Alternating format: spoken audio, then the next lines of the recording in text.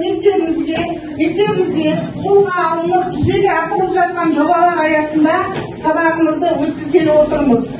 Жаңа ғана күмбірлеген күймен сабағымыз басталды. Бұл қай күй балалар? Қазақтың қай күйі? Қандай күй? Ақшелен. Жақсы, тамаша балалар. Ендеше балалар, мектебімізде бүгін қандай күн өзі? Не үшін біз ұлттық киіммен келдік? Себебі біздің мектебімізде бүгін ұлттық күн екен, е? Ендеше балалар, біз қандай ұлтпыз? Қазақпыз, е? Енді балалар, қазақ халқына үш сөзбен қане сипаттама беріп жіберейікші. Қазақ халқы қандай? Әркімі мықты, сосын мықты халық, сыйластығы мол, кең пейілді деп айтуға болады, е? Жақсы, бауырмал халық десек те болады, балалар. Ендеше балалар, осы сабағымыз ерекше болғандықтан, осы салтымызды дәріптей отырып, біз бүгін қазақы салт дәстүрлерін бәрін қолданамыз. Дәріптей отырып, сабағымызды шашумен бастайық.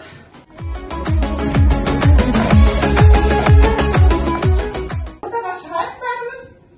Қасына келе жүр. Би билейміз қазір. Я? Ал? Енді қазір неме қоса барлығымыз билейміз, е балалар?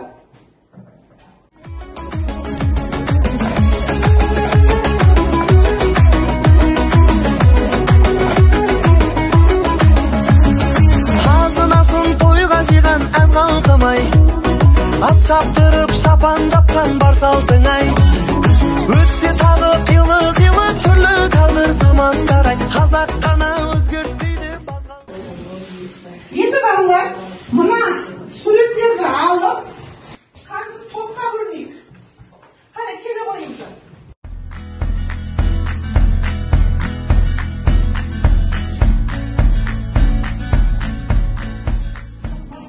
Ұлттық ойындарға олар бір топқа жиналамыз, е? Мына жерде не дейді? Қыз ұзату дейді, ат сүйек, қырқынан шығару, асық ату, бесікке салу, көкпар, сосын теңге алу дейді. Ұлттық дәстүр және ұлттық ойындар болып екіге бөлінеміз. Қане отыра қалайық балалар.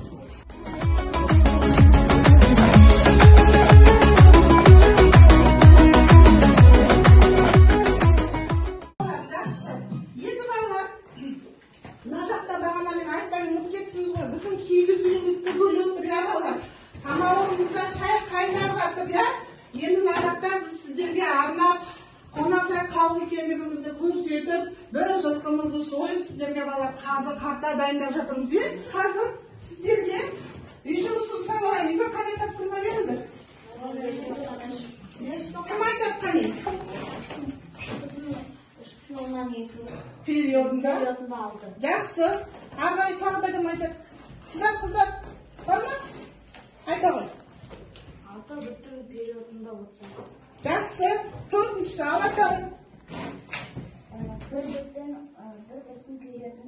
Жақсы. Бүгін сіздермен рационал сандарға арифметикалық амалдар қолдану тақырыбына практикалық есептер шешеміз.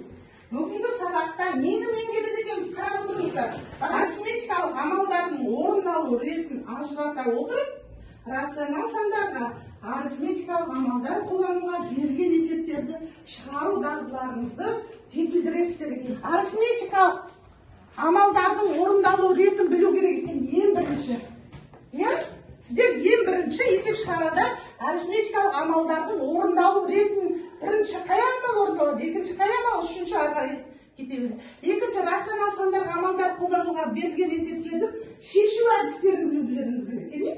Қосу болса ортақ бөлім тауып, бөлу болса кер аударып деген сияқты. Үшінші, тиімді әдісті таңдай білу және есептің шешуін математикалық тұрғыдан сауатты жаза білуге тиіссіздер екен.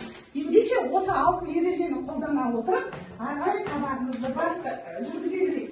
Енді балалар, сіздерге қазір мен ең бірінші ой қозғау әдісі бойынша өткенді қайталатамын, е балалар? Өзіміздің салтымыздағы мақал мәтелдерді айтамын. Мағынасына да терең көңіл бөліп отырыңыздар. Сол мақал мәтелде кездесетін санды 10 сан түрінде айтасыздар, оған қарама-қарсы мына жақтан санды айтасыздар. Сонан кейін сол санды 3 тілге аударып бересіздер. Орысшаға, қазақша. Бірінші мақал мәтел. 6 жыл аш болсаң да атаңның салтын ұмытпа дейді.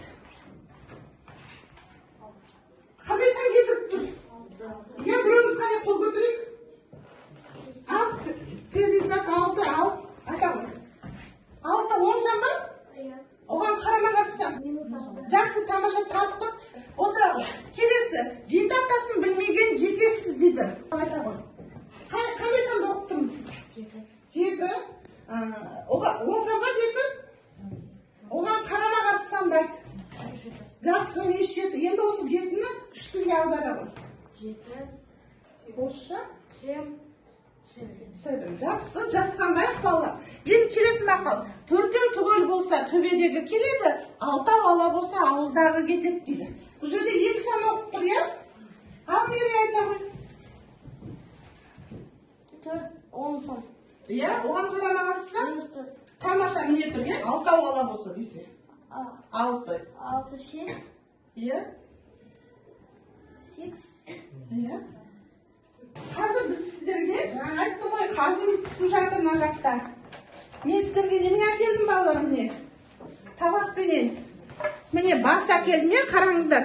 Мынау біздің қазақтың қойдың басы кімге тартылады? Сыйлы қонаққа тартылады екен, иә? Ендеше осы жаңағы бастың жанында бізде қазақтың салт дәстүрінде шұжық бар екен. Мен қазір сіздерге шұжық кесіп беремін, иә, балалар?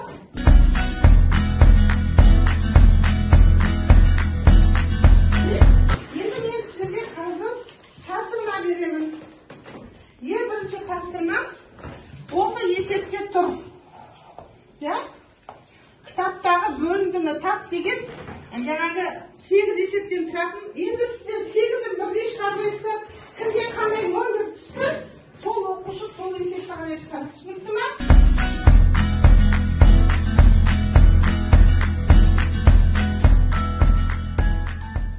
Жақсы, енді жауабын оқимыз қане. Сіздің есебіңіз нешінші есеп? 3-ті айта ғой. Минус 0,4. Тамаша. Сіздікі қандай есеп? Минус 7. Тамаша. Жақсы, Азер. Жақсы, сіздікі. 1,16. Алтыншысы ма? Минус 1,16 болды. Мерей бұл кішкене минустан қайда жіберді, айғанның есебі қатемізді өтініш көрейді. Орындаған тапсырмамызды. Жаңағы бір асық үш ұпайға иемделеді, е? Екінші балалар, сіздермен қазір біз хан талапай деген қазақтың ұлттық ойын ойнаймыз, е? Бұған ұйбалған ешкісін чеміп тоқтым. Қайтыралды қазағымның бүгін дәстүрлері ай. Енді балалар, мен қазір сіздермен хан талапай ойын өткен не балалар? Бұл хан талапай деген ойынның аты хан бұйрығымен келген асықтармен ойнау екен. Қазір мен сіздерге асықтар тастайын, сонда кім табалады, соны өзіне жинап алыңыздар, не? Ой ай шіркін ай, құда түсті сырға салуге ташарым ай. Алты бақан аясында солу бойжеткен, қыз бозбала кең даланы Жоқ, сізге тиме қалды. Мен сізге тиме қалған үшін сұрақ. Асық ойнаған озар мақалды абылай жалғастыр. Озар, жақсы. Келесі сіз бастайсыз.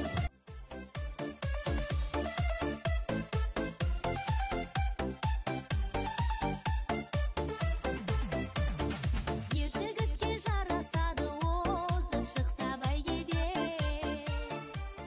Ендеше Ералыға ханның алтын сақасын табыстаймыз. Қол шапалақтайық балалар. Келесі есепті тақтада орындаймыз. Қане, кім керек тақтаға? Артықтан, бағдар өткен мазақтан, жақта мерей екен.